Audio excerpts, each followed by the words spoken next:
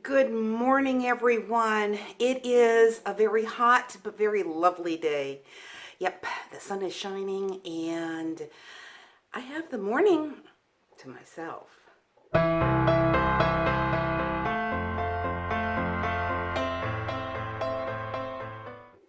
And that's because Rick won't get home, he said, until after 11 o'clock this morning. Yeah. It's been really rough around here with his work schedule, which is why I am a little bit more sporadic with my videos than I'd like to be. Because, yeah, his workload is basically doubled, so it's just been hard because I try to do some of the things that he would do. And excuse me, you're hearing my coffee? Yeah, I have to have my second cup of coffee for the morning. And anyways, it's been a little stressful, but just, I don't know. Maybe I should say extremely stressful. Maybe that would be more accurate. Anyways, yeah. So one of the things that I wanted to show you today, and I haven't done this myself, but if you remember, I'm going to reach here just a minute. Okay. Is my friend sent me Moringa seeds, 3 Moringa seeds. Well, I knew that I knew nothing about how to plant them, so I did a quick Google search. And one of the things it said is that it doesn't do well in just regular soil, that you really need to add something along with it. So what this one site recommended, and I'm going to reach again, I don't know why I don't have this stuff next to me.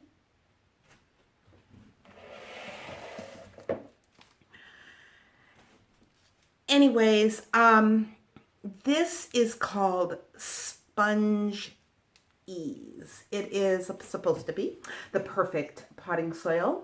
And this is a brick, so there's no way this equals 2-gallon, container. And I'm not using a 2-gallon container. Plus, she doesn't recommend using all of this.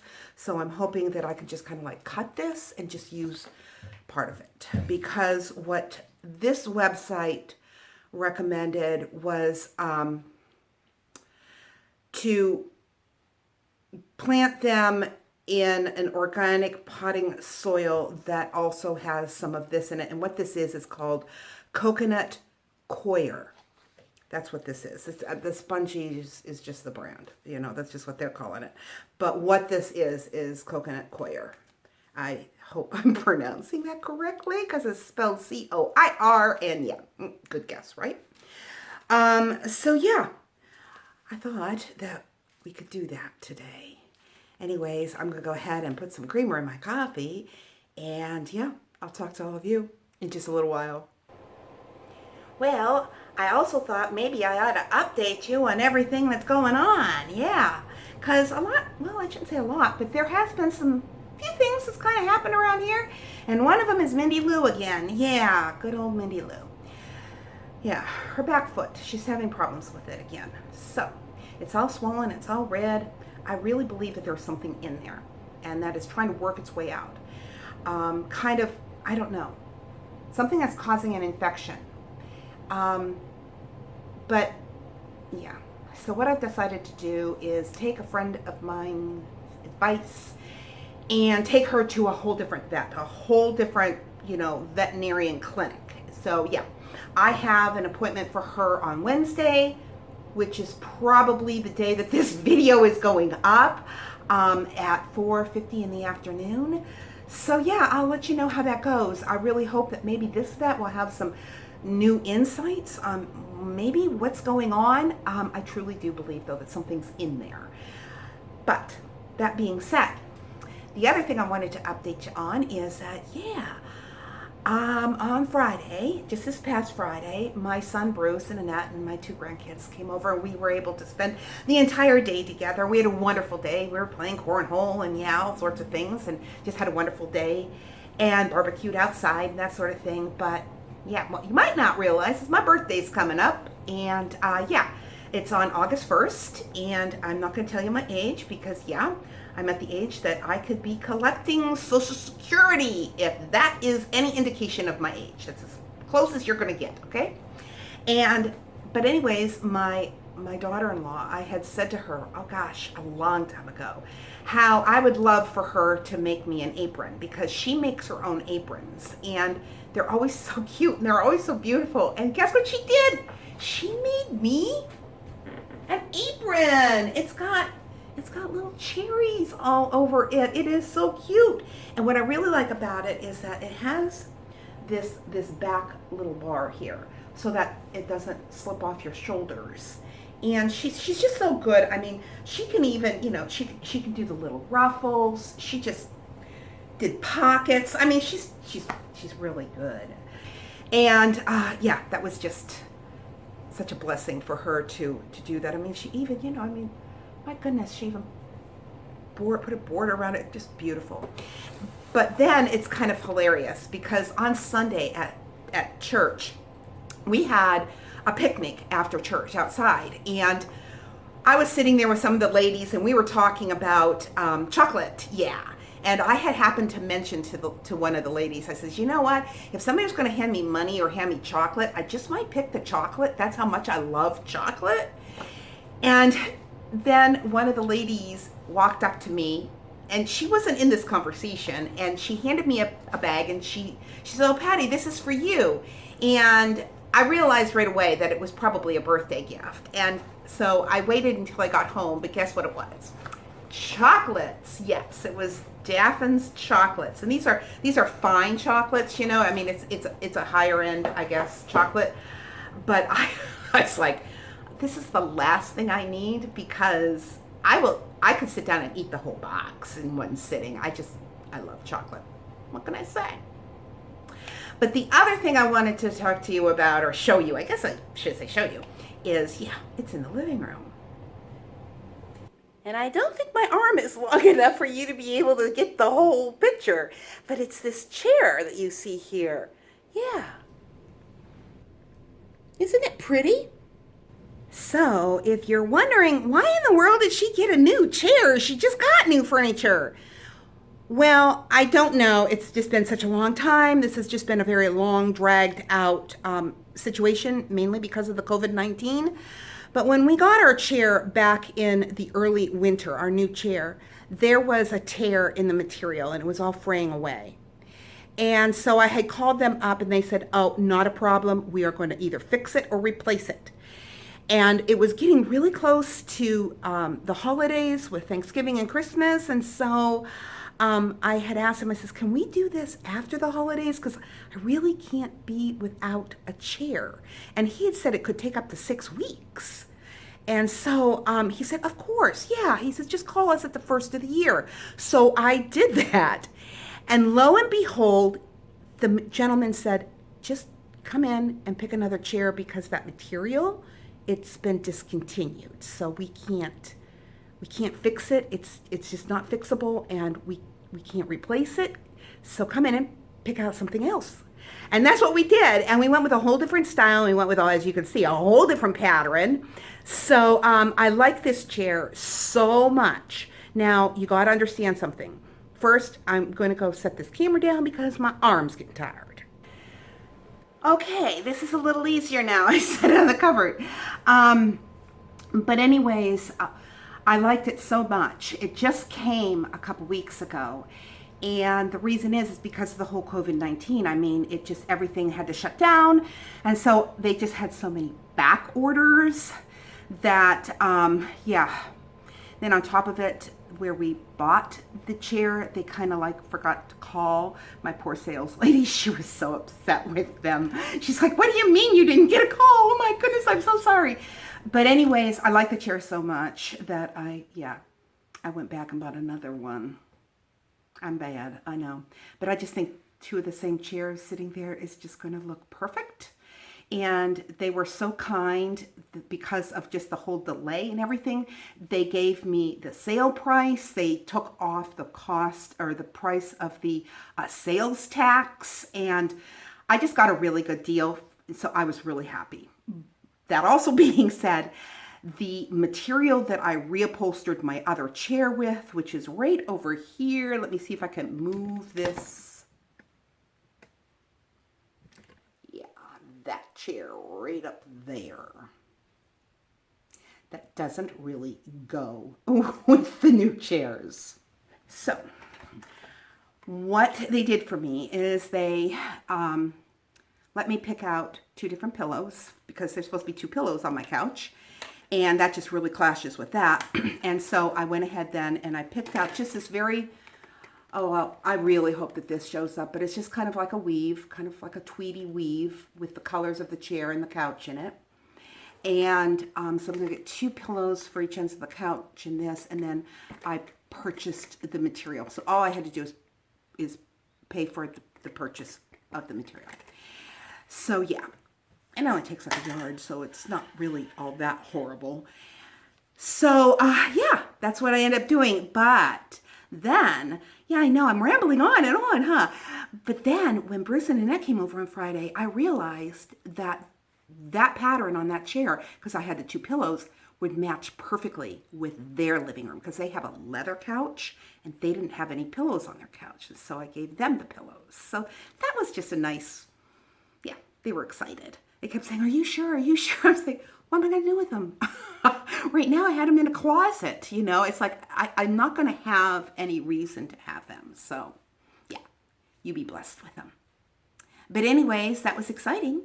So I will talk to you in just a bit because I am going to get things ready to get that moringa seeds planted. Okay, what I did is I went to the dollar store and I just got an inexpensive planter. And I had my husband put a hole in it for drainage, but I thought it was kind of pretty. It's very cheap. It was like, what, $3, maybe $4. But you need to start it out to your moringa seeds is what I'm talking about. Yes. What can I say? Hope you can follow along. But the instructions said to start out in a small pot, not a large pot. So anyways, I am going to go ahead and cut this brick. I'm just going to maybe cut maybe 1.5 inches of it because what the instructions for this says is this is going to take up to 10 cups of water to, you know, totally become soil again. So I definitely do not need that much soil. So I'm just going to cut off about 1.5 inches of it and see what that does. And then I have my bucket here that I'm going to put it in, and I will just slowly be adding the water. So yeah, let's do this. Okay, now I mentioned to you that this would make 2 gallons of soil, and so I was just going to cut off 1.5 inches. Well, trust me, you can't, doesn't matter how sharp your knife is, you're not going to be able to cut it. Yeah, maybe you could use a power saw, but what I did, my husband's not home, so I couldn't ask him to do that. So what I did is I just took a trusty old screwdriver and a hammer, and I just pounded it in sections, and then it broke right off. So yeah, I did that outside because it made a bit of a mess. So this is my piece, and I'm just going to put it in this bucket, and it says that, whoa, add a little bit of water, and you're going to slowly let it expand. Can't really see that really good, can ya? But I'm going to add a little bit more water.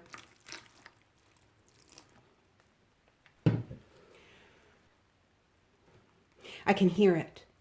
I don't think you guys can, but I can hear like little cracklies. So it's definitely absorbing the water. And it is getting bigger now, isn't it? You can see that in there. No, the light isn't that good. I'm sorry. Well, it soaked up all that water that I put in there, which really wasn't all that much. I'm trying to think. It might have been a cup of water. So I'm going to add a little bit more and let that soak up, which it already has. So I think I'll see if it'll, yep, You can break it up. It still needs some. See how some of it is hard, but others just wants to fall apart. So I'll add a little bit more. I know that it said not to add too much because you don't want it to be like soup.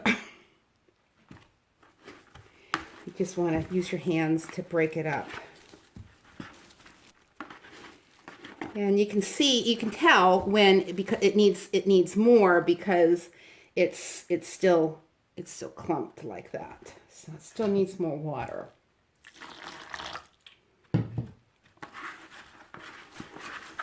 So far I've probably put in 2 cups. Probably closer to 3. And I believe, yes, it is all dirt now. So that's good. So what I'm going to do now is I'm going to add some potting soil. And I didn't think about how I was going to scoop this out, so let me go get something to scoop this out. So all I'm adding here is it's just regular potting soil, and it's supposed to be about half and half. Now, if you don't know what coconut coir is, it's actually the fibers, the natural fibers that's been extracted from the outer husk of the coconut. The benefit, according to the Google search I did, is that it helps to not allow overwatering. Not sure how that would work, but that's what it says. And because it's supposed to be a half, do you like this outfit? Do you know what these are? Just now realized you get to see my pajama bottoms. Yeah, never changed. Still in my pajama bottoms. The other thing that the Google search said is that they need to be put in a very warm place, which is with as much sunlight as possible. And this search that I did said that a lot of people like to soak the seeds, but she said that you need to be prepared because they can develop a strong, unusual, and a very unpleasant odor. And so what they do is they just plant theirs right into the potting mix and put the seeds in, not soaked. And they've never had any problems. I think this is pretty well mixed up. What do you think? I think so. I know I'm doing this inside because our umbrella broke outside. And I really don't want to stand in the hot sun. When I woke up today, it was already, and this was at, between 6:30 in the morning, and it was already 80 degrees. So I wasn't going to stand outside in the sun to do this. I'm just going to do this in the house. I'll clean up the mess. So yeah, just going to go ahead, and it said that the soil should be lightly compacted, but it cannot be a hard compact because they won't be able to grow. Oh, look I think I did perfect amount. Look at this. Okay, now that was a good guess. This is totally, yeah. Look at that. That's a perfect amount. Wow. Very good. Now, what it says to do now is to put them in about 3/4 to 1 inch deep, and just to lightly tap down on the soil after you do that. But it also said, and if you, let's go ahead and plant these before I explain more.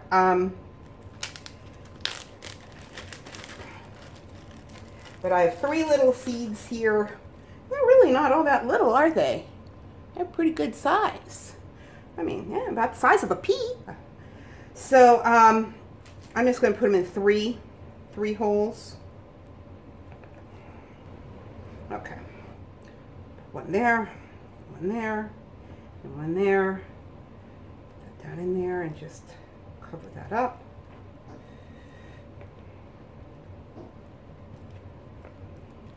Gently pat it down. And I'm going to get some water and wash my hands. I'll be right back. I thought I'd better bring this over to the sink because, yeah, I don't need the water running all over my cupboard. So I'm just going to go ahead and pour some water in this. See how that works. I'd like to have it drain, you know, have it coming out the end to know that the whole thing's been soaked. Wow, it's still not draining. This is drinking up a lot of water. Oh, now it's draining. Okay. Yep. So I'm just going to put it up on my windowsill here because this is a very sunny spot for about at least 3/4 of my day. Now, one of the things it said is that it needs to be between 70 and 90 degrees for these to sprout. So, yeah, you could put these outside during the day, you know, and if it's a nice warm temperature, because I like the warm temperatures, right? And once they're about 8 to 10 inches tall, that's when we start to harvest a few leaves from each of the seedlings by cutting the branches in half, because this encourages the plant to begin to bush out. Yeah. Well, I'm just going to be thrilled if we even get anything sprouting at all. So anyways, we'll see, right? And I got to clean up my mess, and I will be back in just a jiff.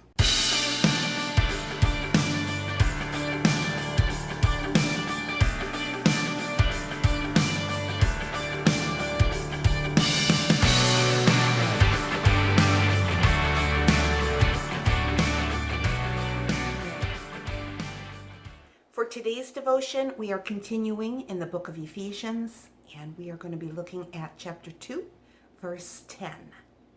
For we are God's workmanship, created in Christ Jesus to do good works, which God prepared in advance for us to do. Notice the placement of the word works. We do not obtain anything from God by working for it. We don't deserve anything but judgment. If he gave us what we deserve, we would all be in hell. Instead, we receive his grace, his mercy, and his love. And this verse is telling us as born-again believers that we are designed to produce good works. The word workmanship, well, another way we could say that is we are his masterpiece. God is working out in our lives his wisdom, his power, his love, his life, his character, his peace, and his joy. He is teaching us and training us, thereby producing a remarkable masterpiece for the world to witness. And this masterpiece is displayed in good works through our kindness, our love, and our mercy, our compassion, by helping one another and meeting each other's needs. Paul says that God has prepared these works beforehand. Now, I read an interesting illustration of this while I was doing my devotion, so I want to read this story to you. While two men were flying to Albuquerque, they decided as the plane was landing that they would have prayer together. One of the men prayed this: Father, thank you for the good works already prepared for us in Albuquerque, for the fact that they are waiting for us to step into them and experience them. Wow, what a prayer. And sure enough, after they got to Albuquerque, the following began to unfold. They happened to bump into a missionary there from the Amazon region in South America. And this missionary had become discouraged, and he was upset, and he was ready to quit the ministry. But as these two men began to speak with him and share the word of God and open it up before him, they encouraged this missionary. And as they did this, he came alive and began to see again what God could do. His face began to light up as the Lord ministered to him through these two men. And he decided to go back to his field, and he was encouraged and he was reinvigorated to do the work that God had called him to do. Do you realize that God has good works prepared for you and for me? They are waiting for you to enter as you walk in faith and trust and depend upon Christ. The situations are there, ready and waiting for each one of us to step into. This is what God has called us to. And as we do so, we become a vivid display of the greatness and the glory of God. Now, I want to encourage each of you to pray to your Heavenly Father to prepare you to do good works and to allow Him to let you see those opportunities and for you then to take full advantage, all in the power of the Holy Spirit. Remember, life happens and we can enjoy it even in these difficult times, these discouraging times, as we see things displaying before our eyes here in America that we never thought would ever happen. But we are put here to be, or I guess I should say, to do good works, to be on display, to show the glory of God. And I just pray that I have somehow been able to articulate this to each one of you well enough for you to have your eyes opened, that we have to stop looking at ourselves and our fears, and we need to start looking outward at the needs of other people. And so now what I would like you to do is every morning before you step out of your home, you know how we usually think about how we look and do we have everything we need? But let's also, when we go to step out our doors, think about God's plan for each one of us today and how He is going to display Himself through us today. God bless, and I will talk to you again next week.